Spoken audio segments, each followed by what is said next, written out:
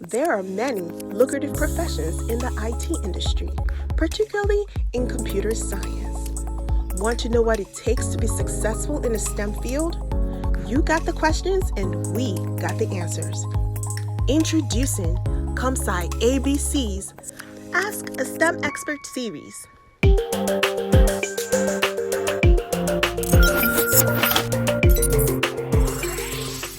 Featuring data scientist Dr. Michele Josey. Welcome everyone to our Ask a STEM Expert series event hosted by myself, Bukola Shamide. I'm the founder of nonprofit CompSci ABC. So we are here to help increase the number of minorities that are thriving in this space of computer science.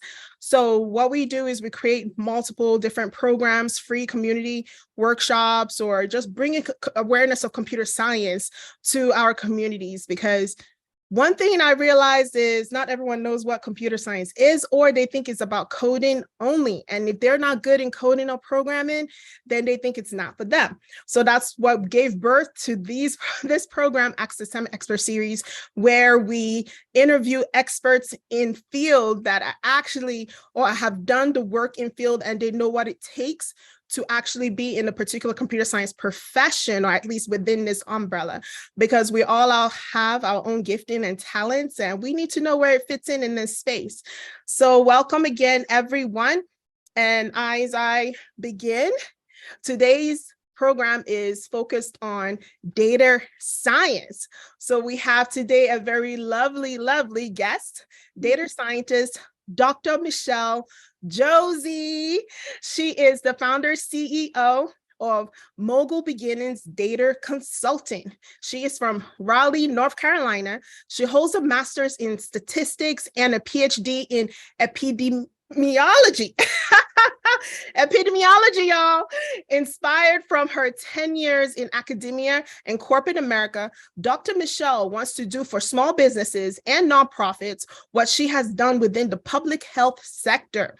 The vision of Mogul Beginnings Data Consulting is to help organizations strategize, optimize, and scale by unleashing the power of their data.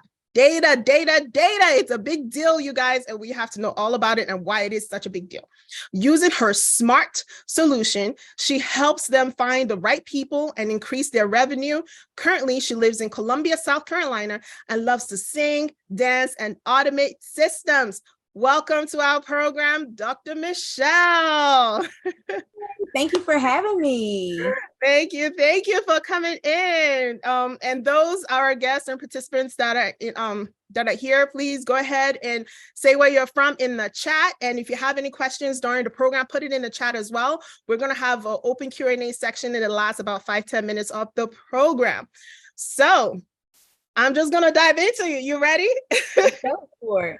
All right. Thank you for accepting our invitation, by the way. So again, data science.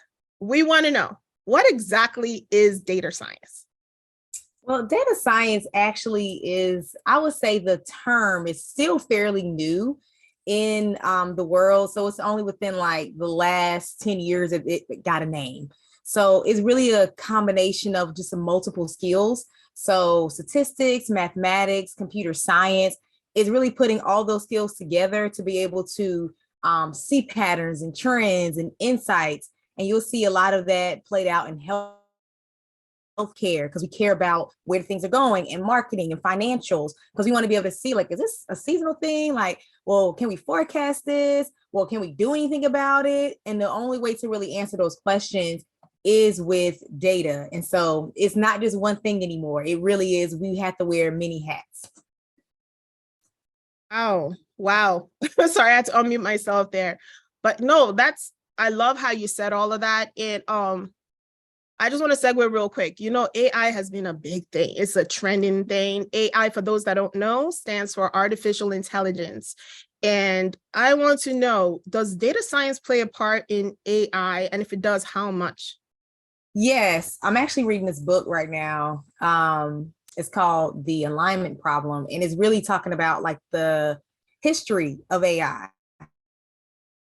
And so it's using machine learning, which is prevalent in data science. So for those of you out there wondering if you've never heard machine learning, or maybe you've heard it before, it is something that's really prevalent in the data science world. But that's where AI came from, is using these models called neural networks and deep learning, like really pulling and seeing those patterns in our language, in pictures, and then saying like, okay, we've learned from these things. Now let's output these other things. So that's honestly where all this stuff with chat GPT and all that is, language is words. And that's really what AI is. It was trained to learn language words, be able to respond, know what you're talking about, and then put it in a way that's understandable to the reader. Thank you so much for going into that. And I'm honestly curious, like, how did you even get to learn about data science? How did you get into it? Because I'm putting on programs like this so that more of our folks in the community can be aware, and maybe they might be interested. I know my nephew, he's 16 and he's interested. So how did you first learn about data science? How young were you? Let us know. Well, honestly, I feel like I was old, but because I started out on a different, well, the path was leading me to data science. But again, I went to college in like the early 2000s. So it wasn't a common thing. I mean, I was still getting exposed to what I could do with mathematics. I thought I was gonna be a math teacher. So I actually went to school to be a math teacher. So I got exposed to doing different programs, to more of what I could do with this natural gift for mathematics. So that's what ended me in a master's degree in statistics. And so I'm like, okay, this is really cool. I started being a researcher. I did teach, but I was like, I became a research assistant, learning more, doing all the things, not knowing that it had a name. I'm doing these, working with these huge data sets. I'm running models. I'm coding. Like we used back then, well, still is pretty prevalent. I still use it now, which is called R. So those you want to know, like, what's some coding languages? R is a statistical coding language. So I was using that heavy, doing all these things, not knowing that it had a name. Went into epidemiology, loved it, ended up in working at a job, and the title of the role for the job that he hired me for was data scientist. And I was like, okay. So honestly, the first time that I was ever called a data scientist was like 2019. So still pretty recent, doing all the things, doing the models, doing the machine learning, doing the data visualizations, writing programs. Had no idea that I was already operating in this role until they put a name for it. So it kind of just came to me, but I was already doing the things.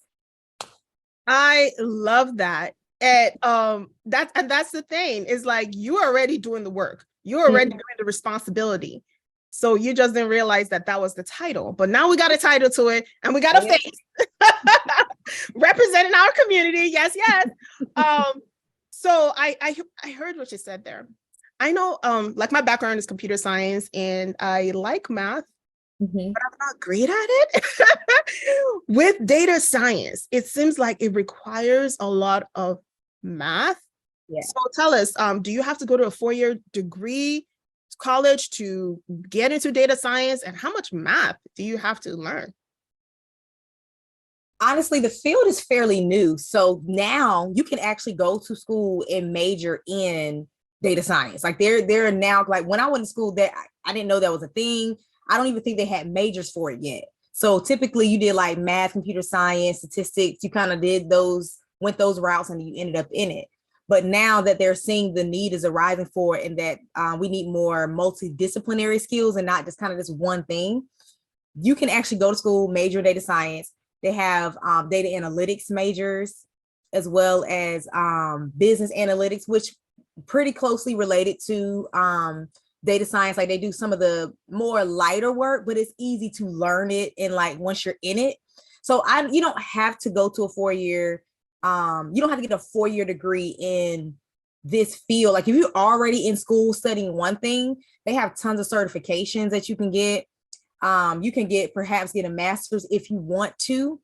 Like I would say the best way to learn about what's necessary is to kind of see what the jobs are saying on LinkedIn and job boards. And a lot of it, some of them I'm not even seeing a requirement for a master's degree. Like they want a related bachelor's degree.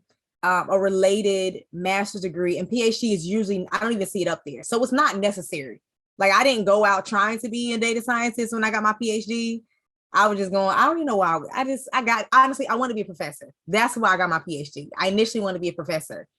But other than that, like a PhD is not necessary. So for those of you that were like, do I have to? No, you do not have to get a PhD. You can get you a 4-year degree in a related field, which is a computer science, mathematics, statistics. Or if you're just starting and fresh and they have the data science major, go for it.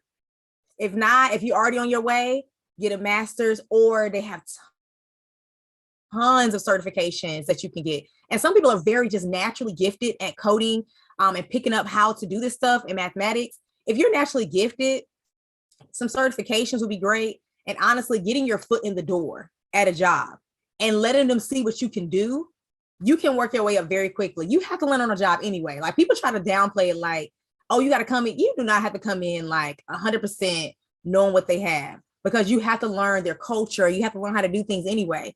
So you're going to learn on the job. So if you're naturally gifted, some certifications, and then getting your foot in the door, letting them see what you can do, you're on your way up. I love that. You answered a lot of my questions, by the way, but that was an awesome response. We actually have one of our participants kind of documenting it for us. Yes, I love that you name dropped some of the other titles, because sometimes we may be lost in the title and not realize the responsibility is still tied to data science. So like what they said, the business analyst, or, how did you say, in analyzing data or so? Data analyst, right? Data analyst, if it does say data science, yes. Also, I would like to know, you're talking about, just get your foot in the door, start somewhere. So, what is the best way to try to get in, to get your foot in if you have no experience whatsoever? And also touch on, we'd like to know, how much do they make? Hey, we got to make a living here. So we want to also know entry-level positions in data science. What does it look like compared to a senior level or researcher? We want to know. Let us know. Yeah, so to get your foot in the door, you could start out as a business analyst. That job title is so vague. And the reason why the job title is so vague, like it didn't holds so many different responsibilities. Like some company may call it one thing, but business analyst is a good way to get your foot in the door. If you can get in as a data analyst, great. But I say they work closely with what we do, is like as far as understanding data, being able to turn reports, even creating dashboards. Like those are some of the things that we do. And so once you kind of start learning that, it's easy to be able to start to know the language, start to have some conversations. If you have people in your job that are already data scientists, if you're already a data analyst or a business analyst, start to have those conversations with them, let them know that you're interested in this. And then they can start to tell you what's necessary. What do we do with this job? Could I like somehow shadow you? What would it take to kind of transition over to this side? And they'll tell you. And again, those entry-level roles are very related, because you're starting to learn the language of what we mean when we say different terms. We're talking about dashboards, displaying different things. So it's not a hard transition to go over, especially if you're already naturally gifted at mathematics and computer science. So if you say that, like, yeah, I have a master's or I have a bachelor's degree in computer science, and I'm really interested in transitioning over to the data science world, they'll tell you exactly what you need to do. Like, oh, we have a entry-level opening on our team. You should apply. So you'll be surprised. Like people they want you to join. Like it's still a growing field, even though it seems really popular. Like it's still very much in its infancy phase, and it's in its growing field. So when you let other people on your job know that you're interested in transitioning into this role, they will help you. Like that happens when, because I still work my 9 to 5 as well. And you have people that are interested, and we have no problem letting them shadow us, no problem telling them what we do. If they're naturally gifted in one area, sure, work on this project with us, but we welcome it, because it's not enough of us out there, but it's so much work to do. But you also asked about compensation. You will be compensated nicely. This is a 6-figure career. If you come in being able to do the work, not necessarily at the entry level, like if you come as an analyst, maybe not so much, you can still make 60,000 plus as an analyst. But as a data scientist with that title, I see the minimum is like 90,000, but you can easily get, especially some of these like more sexy companies, you can easily make 120K. They say that's senior level, but a lot of times that's senior level is like 200K. So this is not like some of these sexy jobs you can get, you know what I'm saying? It's a nice compensation. Honestly, even in healthcare, you can be compensated nicely. So this is a 6-figure career. Even if you don't start off, like I didn't start off making 6 figures, but if you stay the course, you continue to expand your knowledge base. And as the field becomes more lucrative, they really have no choice but to continue to compensate you so you don't go elsewhere. Thank you for that. I love that you touched on all the questions. And I know my 16-year-old nephew is going to watch this later. So what you mean by sexy companies is essentially those big companies that have a lot of funding. So multi-billion-dollar companies, really. So like what, the Googles, the Microsoft, Google, the Netflix, Amazon, the Microsoft. Apple. Yep, Yeah, Amazon. yeah, that's what she means by sexy. Okay. But the crazy part about it is if you go on LinkedIn right now, like I have LinkedIn alerts for data scientists, you can get hired at insurance companies, like all types, both health insurance and regular like life insurance, Lowe's, Home Depot. I saw an ad for Tory Burch, Marriott, Delta, we are infiltrating all industries because of what we are able to do, the insights we're able to help them have, been able to churn through data. Like companies have a lot of data, and a lot of them are really not, even these large ones, aren't really doing that much with it. So if you can have somebody come in, churn through a lot of this data for you and give you something really impactful, heck yeah. Like we're talking about decreasing accident rate, like being able to forecast different accidents happening, like what's the best day, and all those things. That's all data. So we're in every field. I love that you said that. So not just limited it to just these big companies, but in every industry, even all these other companies, they need their data analyzed. They needed to tell the story that could help them make better decisions. I love that you touched on that.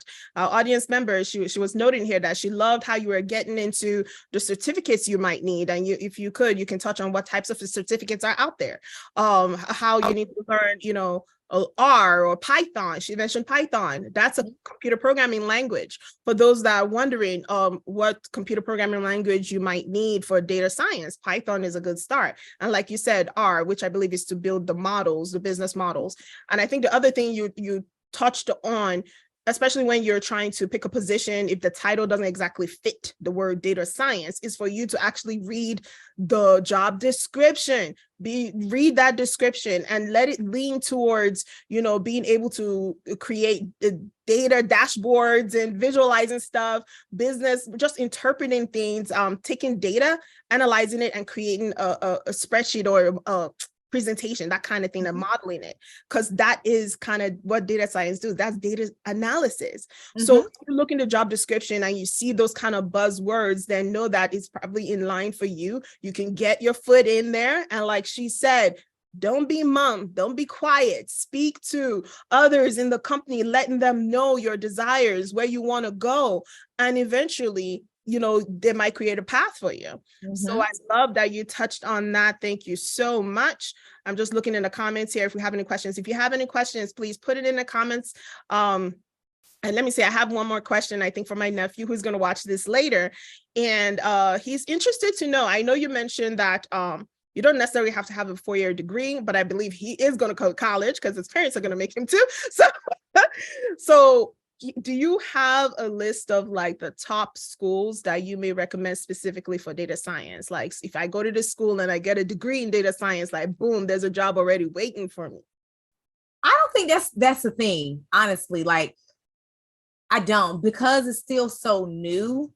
It's not like this is a school for data science. Like these degrees are popping up. So I would go to a school where if they have the degree, do that, because it's not like it's a whole bunch of them. So you can do that, or focus on the school that has a great reputation for STEM, the STEM fields.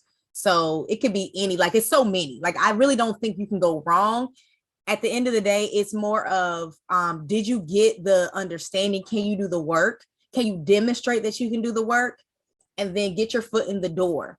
Of course, who is always welcome. So if you go to a school where they have connections to certain research institutes or healthcare, or they're affiliated with the Googles and different things like that, like they have internships. So that's something else you can look into. Who are these universities affiliated with? Like, who do they naturally send to their internship programs and different things like that?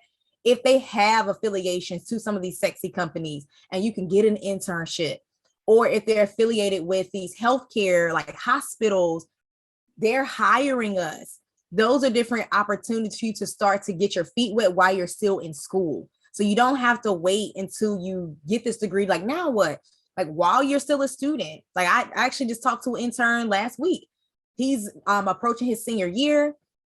He wants to get into data science. He was already in one internship for something else, but he was like, well, I'm interested in this. Could you talk to me about it? So he was able to see, like, what are some things I need to know? What are some things I need to do? I still have time in my coursework? Do I need to take some different courses?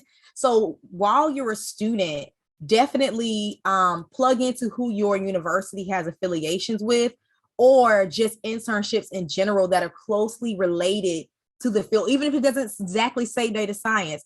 If it's something in research, healthcare, data analytics, test it out, get your feet wet, ask questions, so then you'll know what to do next. And they may have a job for you. You know what I'm saying? I love that. No, thank you. Thank you. And as you were speaking on that, there are even certain organizations, like back in school, I remember there's the NSBE, which is a National Science Business for Engineers, Black Engineers, Yeah, Society for Engineers. Mm-hmm. Right. And entering organizations like those technical organizations, they do have like relationships, especially with those big companies. So getting in those organizations as well, regardless of whatever top school you go to, you can leverage those kind of organizations to be connected to those and talk to those kind of companies. But that's a very good point to see what kind of relationship the school has with those kind of big companies, because more than likely they hire from those schools. So the companies turn around and pour back into those schools, and they need us. They need more of us in this field. We know we need more of us in this field. Representation matters in tech. Yes, yes. So they need us. So just putting it out there. Awesome. I just to summarize some of the things you said about the kind of courses you may need to kind of excel in this field. Of course, you mentioned computer science and you mentioned statistics, right? Is that the highest level as far as math, statistics? I would say statistics is probably the most difficult. I mean, you can go really high with mathematics, but many of those levels are not applicable.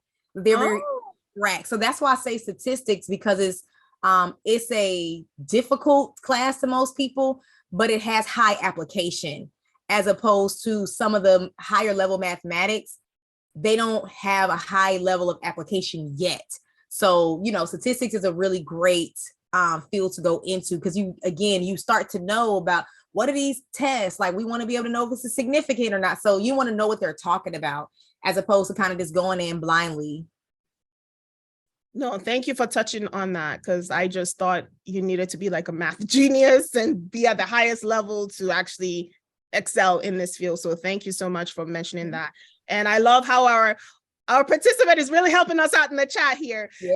Just listed a bunch of schools that have data science, as a curricula. So Stanford, all the University of California system schools, University of Michigan, Arizona State, University of Florida, University of Maryland, New York University, Georgia Tech, and more. Of course, all the Ivy League schools, we know to check them off.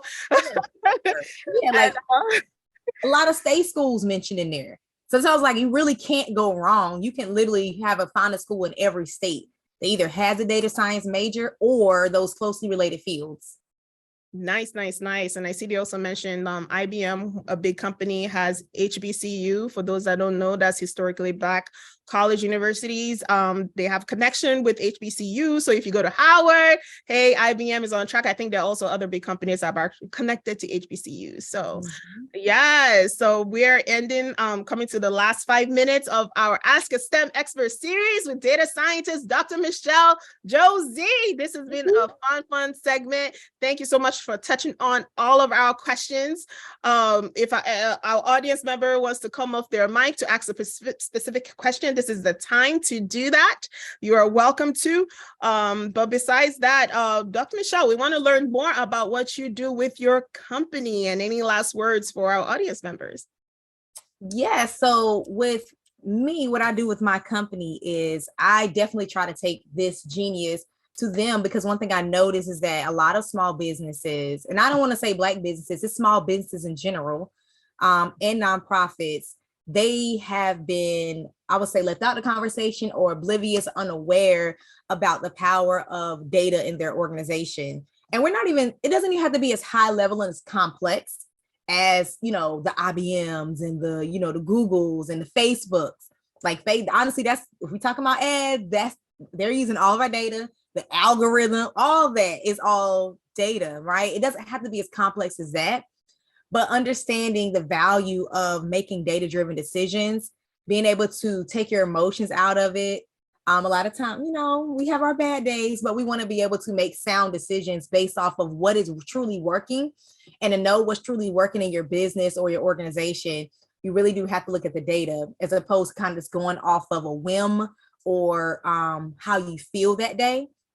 It's so much power in it, because this is how you find your best customer. This is how you know what to offer next. This is how you keep your customers for longer. This is how you forecast in the future. What will I need? So it's so much you can do with it. And I just want to be able to take that knowledge and share it with nonprofits and small businesses so they can stay on the cutting edge. Because I mean, like some of AI, data and tech is the future.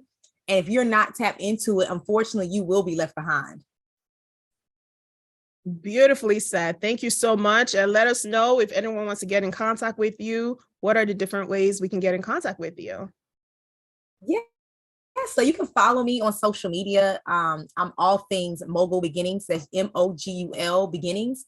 Instagram and Facebook mainly. I'm on TikTok a little bit, but not really. You can also look me up on LinkedIn. Dr. Michele Josey on LinkedIn. Yeah, those are the places you can find me. I'm a real person. I actually will respond back. If you comment, if you send me a message, I will respond back. I do read all my messages. That is great to know. As you can see, our audience members are saying amazing. This is great information. And oh, they have a last minute question. Do you have any tips to get younger children and teens interested in this field? Let's wrap it up with that. Yeah, so I would say early exposure is best. So if you know of any summer camps in your area that have a focus on, it doesn't have to be data science. It could just be math or science in general. Because it's like, you just want to get them interested in STEM. Like that was how I got in. My mom saw I had a natural, you know, talent for it. So she made sure I stayed in STEM, and this is the field that came out. So early exposure, getting them interested in math and science, different camps. My niece went to a coding camp. Those that now she's interested in biotechnology. So it's really that early exposure, even if it's not the direct like data science, early exposure to the fields, and they'll be fine. Our audience member had this follow-up question that I think is good to touch on, because part of what I do in my business also is to make computers, being smart is cool. Like, let's change that, you know, perception that it's not cool, or supposedly maybe looking geeky is not cool. That's why I'm like, you can look however, you can be beautiful and love to code. So let's touch on that. She's specifically speaking to, what do you say to a kid that is hesitant about looking smart in front of their friends, even though they're good in math, they want to do this stuff, but there's that, I guess, peer pressure to look a certain way. Like, how should this child overcome such a thing? Because smarts is cool. That's a good question. Because I mean, I've been smart my whole life, but I never was intimidated or felt I had to hide it. So I would say find a group of people that can celebrate that or have a similar interest. So It could be an elective, and they'll find some peers like, oh, like these people like what I like. It's okay, to have a diverse group of friends, but you want to have people that encourage your brilliance and the path that you're taking. Even if other people don't understand, you at least want to have a good solid group of people that do understand and do encourage you. And it can't just be your family. You know what I mean? Because like, oh, you're supposed to say that. You're my mom. But if you have other peers in an elective or some type of summer camp that they may meet that also share that love, and they could talk about all the cool things that are math, science, gaming, coding, that'll definitely help them cope a little more. So now they have someone else they can talk to about the things that they love. Thank you so much. I don't want to take up any more of your time, but you answered that perfectly. Get them into different organizations where they can see other kids that are interested in this. So they can still be friends with those that are not interested, right. But have them be with friends that are interested in this to keep pushing and bringing out their gifting. And maybe they'll eventually influence the other friends that are not interested, because we need more of us in this field. So right. They'll come around. They'll come around. Amen to that. And again, thank you so much, everyone, for coming. Thank you, Dr. Michele, for accepting our invitation. I believe this has been a worthwhile informational session. And until next time, with our Ask the STEM Expert series, thank you and bye. Thank you. Thank you. Support our programs at CompSciabc.org.